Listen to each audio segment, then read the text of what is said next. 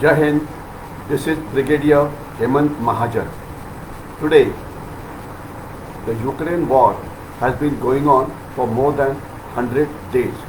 We would try and analyze as to what all are the effects of this on Ukraine, on India, on the world since the war has started. Basically, this particular talk is on statistical data of the Russia-Ukraine war and its effect on all over.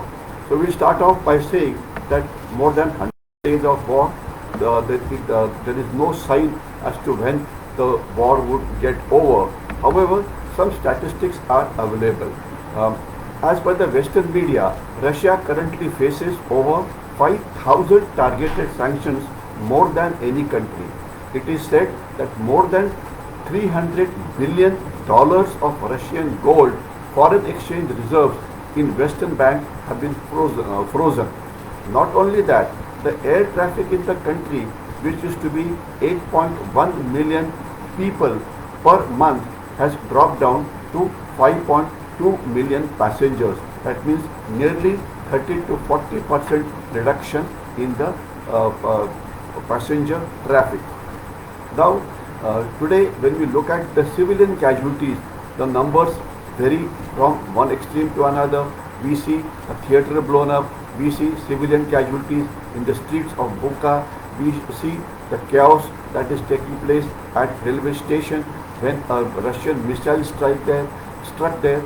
So overall, this is one of the worst armed conflicts in Europe in the last decade. So let us have a look at the numbers as to what it means. Firstly, nobody knows the exact number of deaths. If you take the Russian figures, they are very low. If you take the Ukrainian figures, they are very high. And at times, because of information war or psychological war, some aspects are unnecessarily increased. So therefore, it is not easy to find out the exact truth which is coming out. But if you purely go by numbers, the Ukrainian President Zelensky has said that tens of thousands of Ukrainian civilians have died so far. As per him, there are more than 21,000 civilians have died alone in the street, on the streets of city of Mariupol. Another city in the eastern region of Lushkov region, where presently the Russian offensive is going on, there have been 1,500 casualties as per the mayor of the city. It is Zelensky has said that every week 60 to 100 Ukrainian soldiers are dying. I repeat, every week 60 to 100 Ukrainian soldiers are dying, and about more than 500 get wounded. So therefore, the importance of having fresh troops, therefore the importance of medical treatment for the people or the soldiers, the civilians, etc., who are wounded. However, if you take the Russian figures, one of the Russian generals said that up till now 1,300 soldiers have died and more than 4,000 have been wounded. But it is felt that the number is very, very high simply because the Russians are not in a position to carry out an all-out offensive against the Ukrainians. As far as Ukraine is concerned, it claims that more than 30,000 Russian soldiers have died, and this is the biggest loss the Russians have ever suffered in war. I repeat, the last war Russia suffered, or the then Soviet Union suffered, was the 10 years in which they were carrying out a war in Afghanistan. The British government estimates that more than 15,000 soldiers have died. Okay. So the numbers of Russian troops having been wounded, the number can be as high as 40,000 Russian troops. In fact, Russia is definitely falling short of the contact warfare people, that is basically the infantry.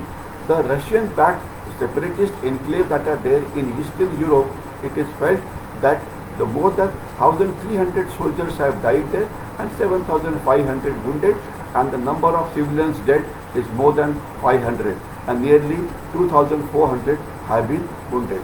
So the devastation which has been caused by the relentless shelling, bombing, airstrikes, helicopter strikes and drones have reduced large number of cities and towns to a rubble.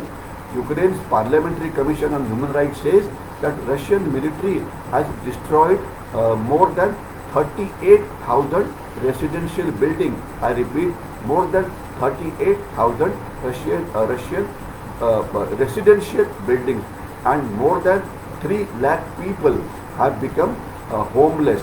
Nearly 1,900 educational facilities, right from kindergarten to universities, has been damaged. Infrastructure, lot of car and rail bridges have been destroyed. 300 bridges to be precise. 500 factories have been damaged. 500 hospitals have been damaged. I mean, the number is very, very large. The WHO says that there have been more than 300 attacks on various hospitals, ambulances, medical workers in Ukraine. The United Nations Human Rights Commission says that more than 7 million people have been driven out of Ukraine. About till the figures are available till the last week. As far as the fighting in the area of Kyiv is concerned, that is more or less stopped, and it is said that maybe more than 2 million Ukrainians may have come back to their country. So it is felt that the internally displaced people, that means people who have been displaced from their homes, displaced from their towns, are more than 8 millions, and the number of people who have fled away to the other countries is also more than 8 millions.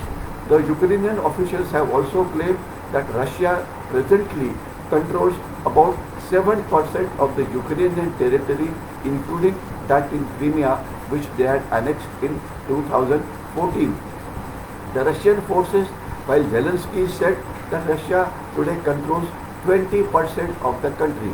But the most important issue is that the front lines are constantly changing, and the war is spread over 22,000 square miles. I repeat, 22,000 square miles. And remember, Ukraine is one of the most important countries of Europe, and it's a very, very big country having a population of more than 4 crores.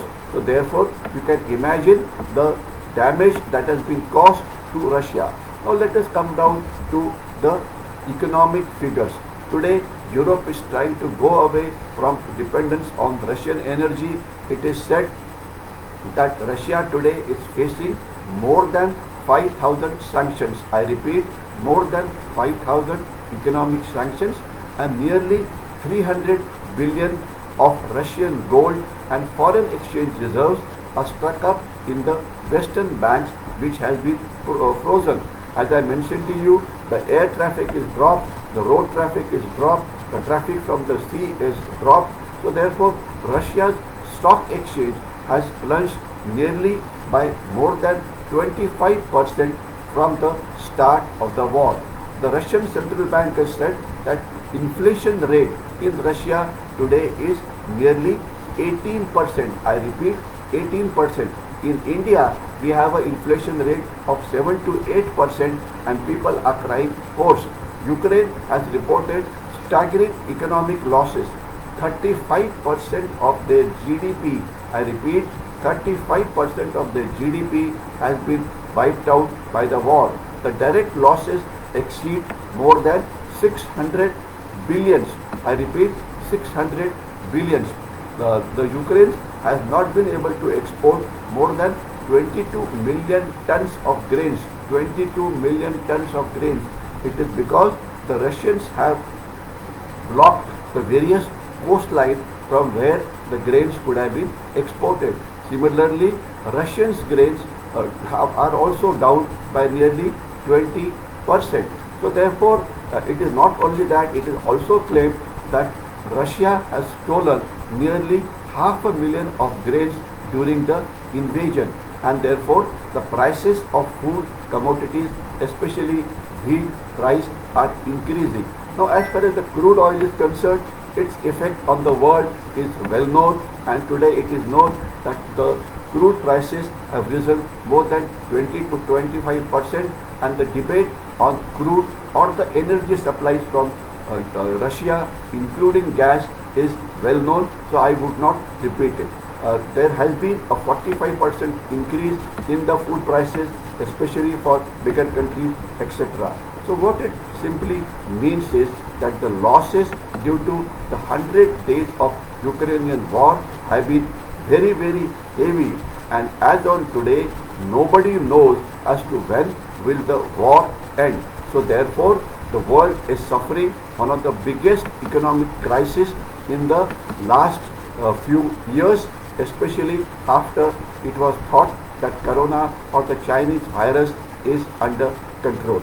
As far as India is concerned, we have managed our things quite well, and today inflation of ours is on the lowest as far as the rest of the world is concerned. Our stock market have also been able to bear the brunt of this Ukrainian war. As far as energy is concerned, we have decreased our prices of energy, thereby bringing down the inflation rate that is there. We have also very comfortable on the front of grain supplies or the food security. We are comfortable on the front of energy security. We are comfortable on the front as far as the economic development is concerned.